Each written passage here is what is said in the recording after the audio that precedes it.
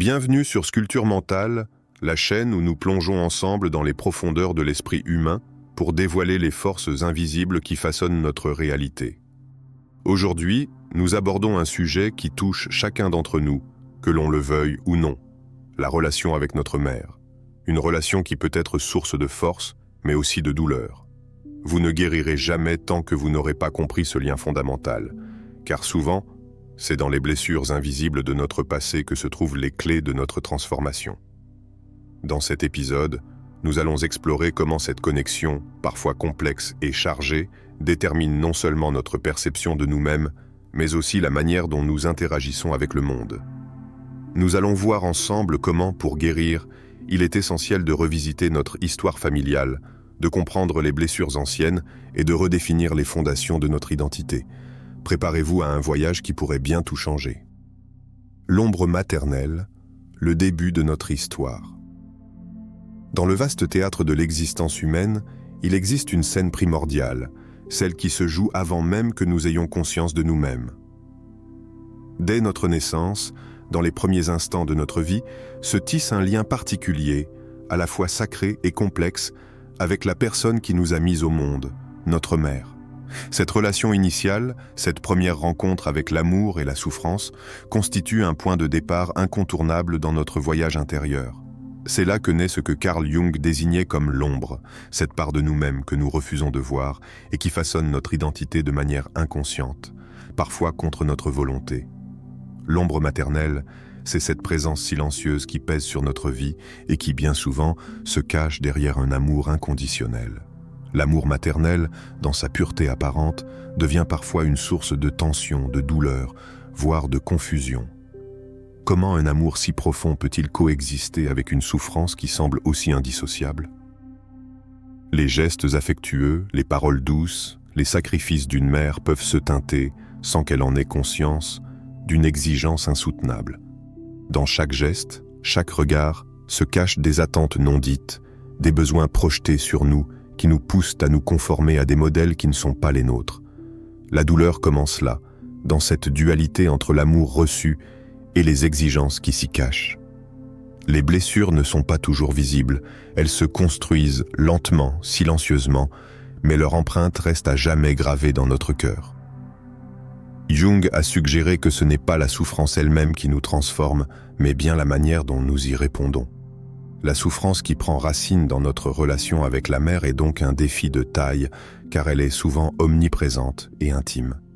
Dès nos premiers souffles, nous entrons dans un monde où l'amour et la douleur sont entrelacés, comme deux fils invisibles qui tissent notre avenir psychologique.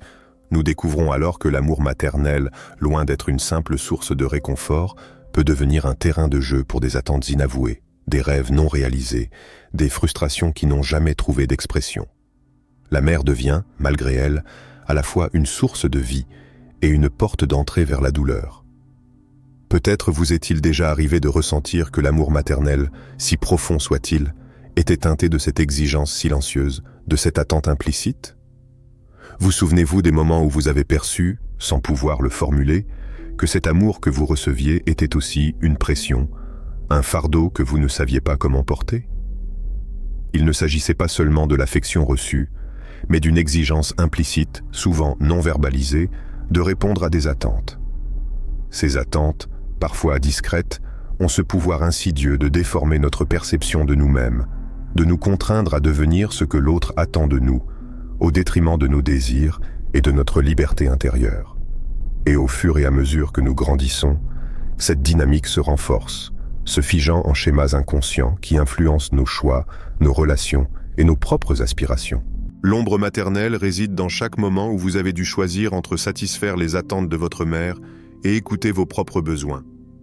Peut-être vous est-il déjà arrivé de ressentir cette tension, cette peur du rejet, qui vous pousse à vous oublier pour exister dans le regard de l'autre. Combien de fois avez-vous cherché à plaire à votre mère en mettant de côté vos propres désirs, en vous pliant à des exigences que vous ne compreniez même pas entièrement? Cette soumission, parfois aveugle, devient une sorte de piège invisible qui limite votre épanouissement et construit en vous une partie de l'ombre. Vous avez peut-être cherché à répondre à un idéal que vous ne pouviez jamais atteindre, tout en étouffant la partie de vous-même qui aspirait à être pleinement libre et authentique. C'est dans ce déchirement entre l'amour inconditionnel et les attentes cachées que l'ombre trouve sa place. Elle ne naît pas d'un acte de malveillance, mais d'une dynamique émotionnelle où l'enfant, dans sa vulnérabilité, cherche désespérément à répondre aux besoins de la mère, tout en refoulant ses propres désirs. La souffrance qui en résulte est souvent inconsciente, mais elle façonne silencieusement chaque aspect de notre vie émotionnelle et relationnelle. Ce n'est qu'en prenant conscience de cette ombre que nous pouvons espérer la transcender. La guérison commence lorsque nous acceptons cette partie de nous-mêmes, en reconnaissant que l'ombre maternelle fait partie intégrante de notre histoire et de notre parcours personnel. Que vous soyez conscient ou non de cette dualité, elle façonne de manière profonde votre réalité. La clé pour en sortir réside dans la reconnaissance. Car ce n'est qu'en faisant face à cette ombre, en la voyant et en l'acceptant, que nous pouvons commencer à guérir et à reconstruire une relation plus saine, plus authentique, avec nous-mêmes. La guérison ne viendra que lorsque vous commencerez à vous libérer de ce poids, à vous détacher des attentes non formulées et à retrouver une autonomie émotionnelle véritable. Alors, comment vivez-vous cette dualité dans votre propre vie? Ressentez-vous encore les chaînes invisibles qui vous liaient à cette image maternelle? Ou êtes-vous prêt à comprendre que la souffrance n'est pas une fatalité, mais un chemin vers une liberté intérieure profonde? L'inconscient maternel et l'influence invisible. Carl Jung, avec sa vision pénétrante de l'âme humaine, a ouvert des portes qui conduisent aux recoins les plus cachés de notre psyché. Il disait « L'inconscient collectif est l'héritage de l'humanité ». Cependant, cet héritage ne se limite pas à un réservoir génétique ou universel de symboles et de mythes. Il est également teinté, modelé et coloré par les figures intimes de nos premières interactions, nos parents et en particulier notre mère. La mère n'est pas simplement une figure biologique qui nous nourrit et nous élève, elle devient l'archétype même de l'inconscient. Elle est la matrice psychologique, le modèle de l'amour, de la peur, de la carence et parfois de l'accomplissement. C'est à travers elle que le monde se révèle pour la première fois à nos yeux, mais c'est aussi à travers elle que les premières projections, consciemment ou inconsciemment, s'enracinent profondément dans notre être. L'influence maternelle, qui commence dès le premier souffle, s'insinue dans chaque aspect de notre développement psychologique. Mais ce n'est pas simplement à travers les actes explicites d'amour ou de discipline que la mère façonne notre psyché. Non, c'est par des gestes invisibles, par des attentes non exprimées, par des souffrances non guéries, qu'elle inscrit en nous des schémas qui deviennent partie intégrante de notre inconscient. C'est là que réside le véritable pouvoir de l'influence maternelle, dans cette capacité à projeter sur nous des désirs et des rêves qu'elle-même n'a jamais pu réaliser. Ces projections, ces attentes implicites et parfois implicites, se fixent profondément dans notre inconscient et façonnent nos comportements, nos décisions et même notre vision de nous-mêmes. Prenez un instant pour réfléchir à votre propre expérience. Quelles sont les premières attentes que vous avez ressenties dans votre vie? Étiez-vous celui ou celle que votre mère espérait que vous seriez? Ou bien, au contraire, avez-vous perçu qu'elle projetait sur vous ses propres désirs non réalisés, ses rêves oubliés, ses échecs non acceptés? Ces attentes ont-elles façonné les choix que vous avez faits, les batailles que vous avez menées, et même les voix intérieures qui vous disent constamment ce que vous devez être ou accomplir? C'est dans ces projections que se cache une grande partie de notre inconscient. Ces attentes maternelles, bien souvent silencieuses, imprègnent nos vies à un niveau profond, bien au-delà de ce que nous pouvons consciemment comprendre.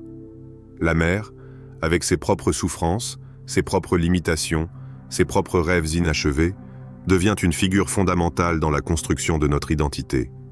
Et c'est là que l'inconscient joue son rôle le plus subtil. Il tisse des liens invisibles entre les désirs et les peurs de notre mère et les nôtres, et ces liens influencent chaque aspect de nos relations, de nos choix, et même de notre perception du monde. Imaginez que, dès votre enfance, vous avez été façonné non seulement par votre mère, mais par ce qu'elle a projeté sur vous. Cela ne signifie pas nécessairement qu'elle vous a imposé une vision négative, mais il se peut qu'elle ait placé des attentes sur vous que vous n'avez jamais choisies. Ces attentes se transforment en schémas de pensée qui deviennent des poids invisibles sur vos épaules. Vous vous retrouvez pris dans une spirale, la peur de décevoir, la peur de ne pas être à la hauteur de ce qu'on attend de vous, ou même la peur de manquer quelque chose d'indéfini, mais profondément ressenti. Et tout cela, souvent, sans même être conscient des racines profondes de ces peurs. Pensez à certains moments de votre vie où vous avez ressenti une bataille intérieure intense, une lutte contre un désir d'être vous-même tout en portant des attentes qui semblaient étrangères à votre véritable essence. Peut-être avez-vous passé des années à tenter de répondre à ces attentes, à plaire à une mère qui, sans le vouloir, a projeté ses rêves non réalisés sur vous. Et plus vous essayez de répondre à ces attentes, plus vous vous êtes senti perdu, déconnecté de votre propre désir. Ce conflit intérieur, cette guerre silencieuse, s'est enraciné dans votre inconscient, influençant vos choix, vos relations et votre conception de vous-même.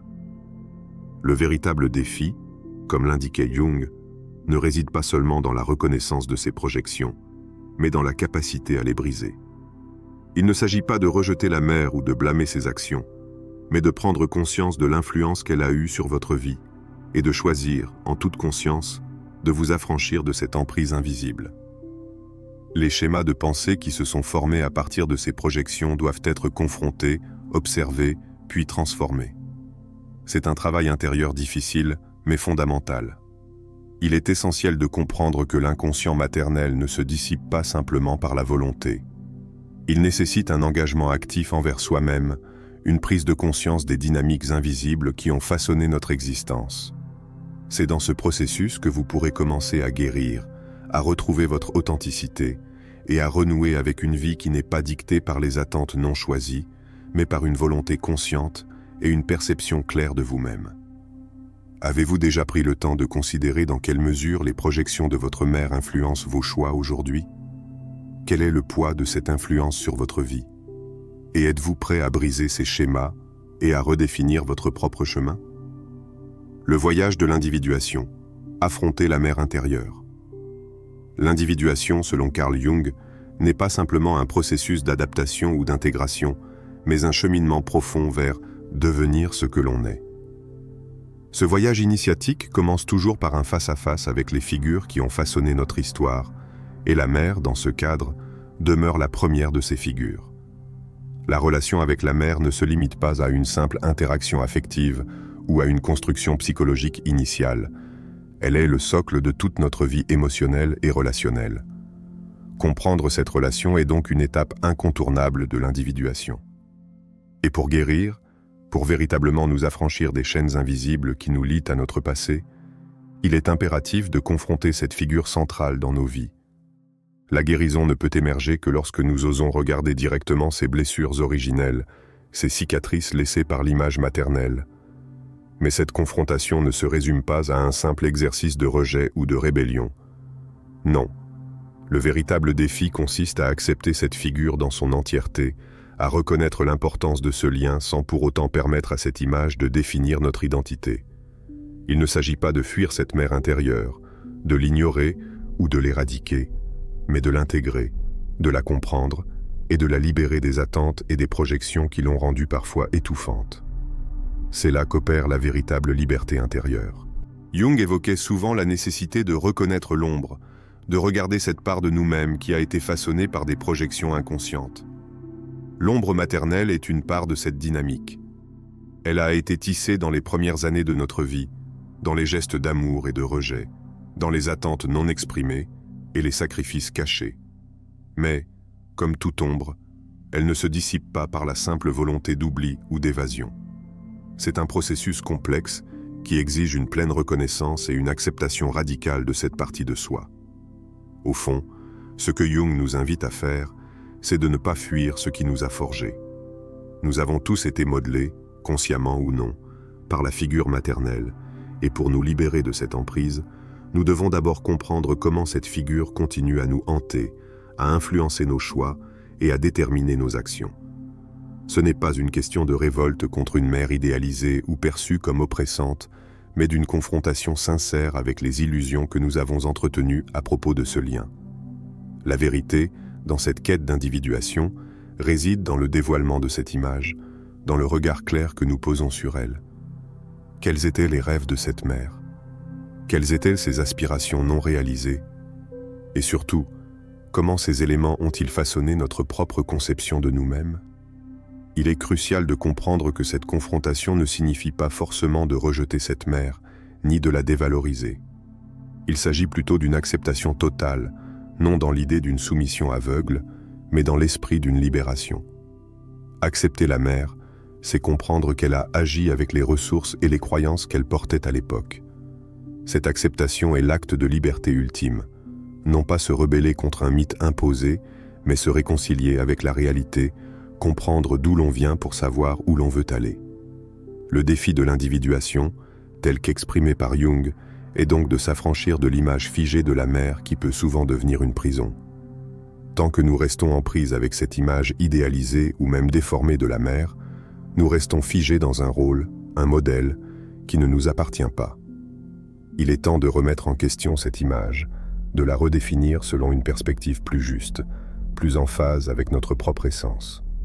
Peut-être que la mère, dans son imperfection et ses propres blessures, n'a pas su nous offrir la liberté d'être nous-mêmes. Peut-être, aussi, que c'est à nous de la libérer pour pouvoir, enfin, nous libérer nous-mêmes. Ainsi, êtes-vous prêt à rencontrer cette mère intérieure?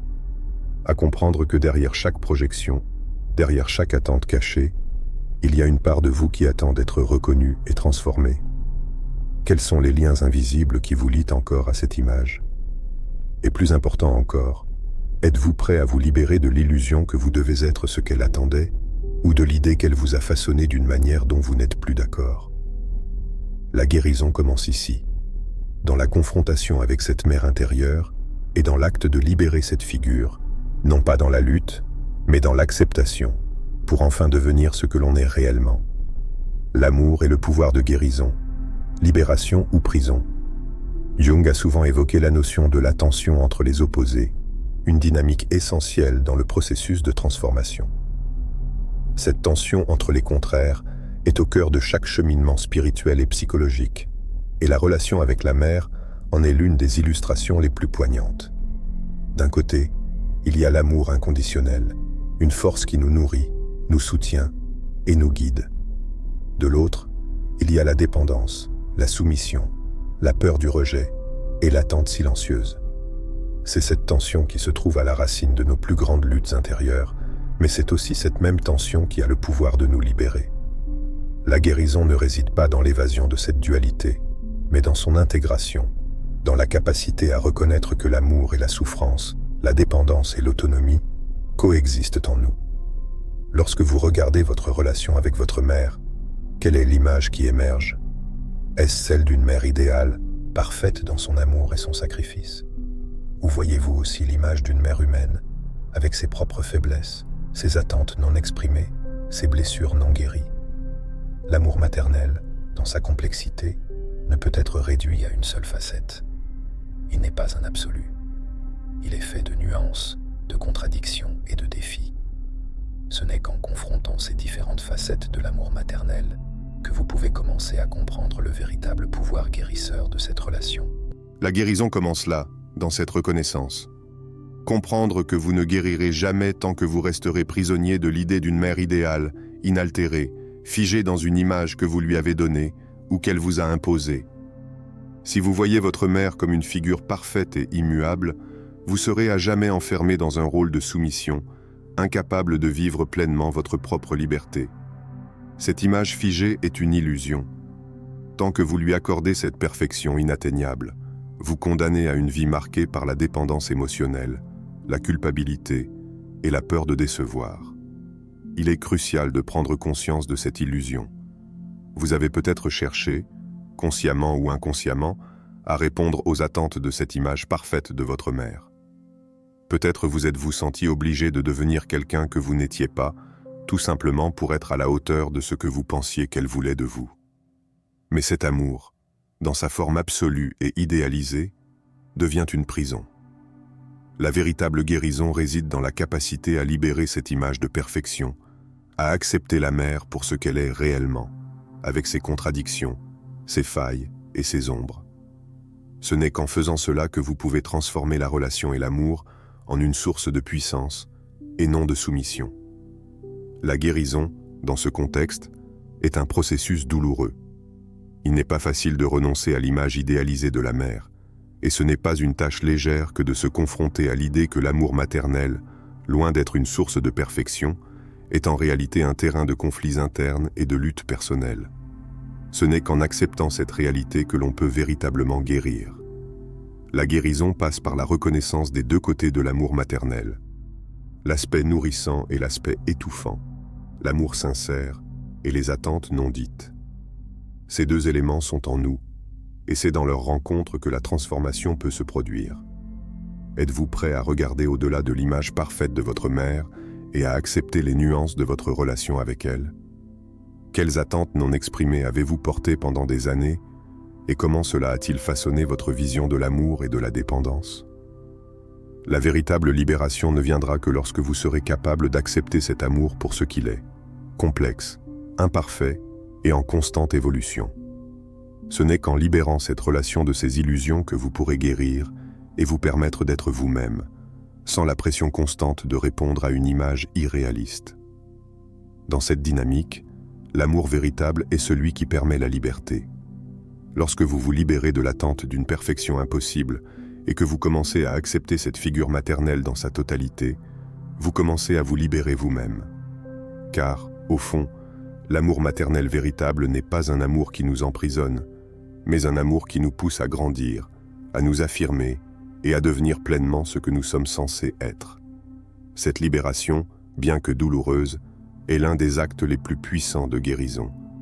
Elle permet de dissiper les chaînes invisibles et d'ouvrir la voie à une vie nouvelle, où l'amour n'est plus un fardeau, mais une source de force infinie. Alors, comment vous êtes-vous senti en face de cette image maternelle que vous avez projetée ou reçue? Ressentez-vous encore cette pression, cette soumission, ou êtes-vous prêt à libérer cette relation de ces chaînes invisibles pour ouvrir un nouveau chapitre de guérison et de liberté intérieure? L'acceptation de l'ombre, la clé de la guérison. Carl Jung a dit « Ce que nous n'affrontons pas dans notre inconscient se manifeste dans nos vies d'une manière que nous n'attendons pas. » Cette vérité résonne profondément dans le contexte de notre relation avec notre mère. L'inconscient est un réservoir d'émotions, de souvenirs et de blessures refoulées. Si nous ne prenons pas le temps de les confronter, ces parts ignorées de nous-mêmes finiront par se manifester sous des formes inattendues et parfois déstabilisantes. La guérison véritable commence lorsque nous acceptons cette vérité inéluctable et que nous nous tournons vers l'ombre, cette partie de notre psyché qui a été marquée par les expériences passées, en particulier celles liées à la figure maternelle. La relation avec notre mère, comme toute relation profonde et intime, n'est jamais purement linéaire ou idyllique. Elle est faite de lumière et d'ombre, d'amour et de souffrance, de sacrifice et de négligence. Jung, dans sa sagesse, nous invite à comprendre que la guérison ne réside pas dans le simple fait de fuir ou de nier ses ombres. Au contraire, la guérison vient lorsqu'on accepte de faire face à elle. Cela ne signifie pas simplement pardonner ou oublier les blessures que l'on a reçues, mais plutôt les reconnaître, les comprendre et les intégrer dans notre histoire personnelle. C'est un processus de transformation intérieure radicale. Accepter l'ombre, dans le cas de notre mère, c'est d'abord accepter qu'elle, comme tout être humain, est imparfaite. Elle ne correspond pas à l'image idéalisée que nous avons parfois projetée sur elle. La douleur, la souffrance, les frustrations que nous avons vécues à travers cette relation ne disparaissent pas dans un élan de pardon naïf. Elles sont réelles, elles sont présentes, mais elles font partie du processus de croissance. Ce n'est qu'en les acceptant comme une étape nécessaire de notre évolution que nous pouvons les libérer. La guérison ne se fait pas par l'oubli, mais par la réconciliation intérieure, par l'acceptation des deux côtés de l'histoire. La guérison n'est pas une simple amnésie, mais une profonde réconciliation avec la réalité. L'acceptation de l'ombre, c'est comprendre que chaque douleur, chaque sacrifice, chaque blessure de votre relation avec votre mère a été une pièce essentielle du puzzle de votre développement personnel. Si vous n'êtes pas prêt à confronter cette réalité, vous continuerez à être prisonnier de la souffrance. Mais si vous vous donnez le courage d'observer cette relation sous une nouvelle lumière, vous découvrirez que cette souffrance peut se transformer en force, en sagesse et en compassion. La guérison ne se trouve pas dans le rejet de cette souffrance, mais dans son intégration. Vous ne guérissez pas en vous éloignant de la douleur, mais en apprenant à la voir différemment. Cela ne signifie pas que la douleur disparaît, mais que vous commencez à la voir sous un autre angle, celui de la croissance. Chaque blessure que vous avez reçue, chaque déception ou attente non comblée, devient une chance d'évoluer, de comprendre plus profondément qui vous êtes et comment vous interagissez avec le monde. L'acceptation de votre mère, avec toutes ses imperfections et ses limites humaines, devient alors un acte de libération. Ce n'est pas qu'un acte de pardon envers elle, mais aussi envers vous-même, car vous vous libérez de la souffrance que vous avez portée en restant attaché à des attentes irréalistes. Rappelez-vous que la guérison n'est pas une destination, mais un voyage. Ce voyage commence par l'acceptation de l'ombre et de la lumière, de l'amour et de la douleur, et de la mère telle qu'elle est. Cette acceptation ouvre la voie à une réconciliation intérieure qui permet de briser les chaînes invisibles qui vous ont maintenu dans la souffrance. Mais cela nécessite une volonté profonde de regarder votre relation avec votre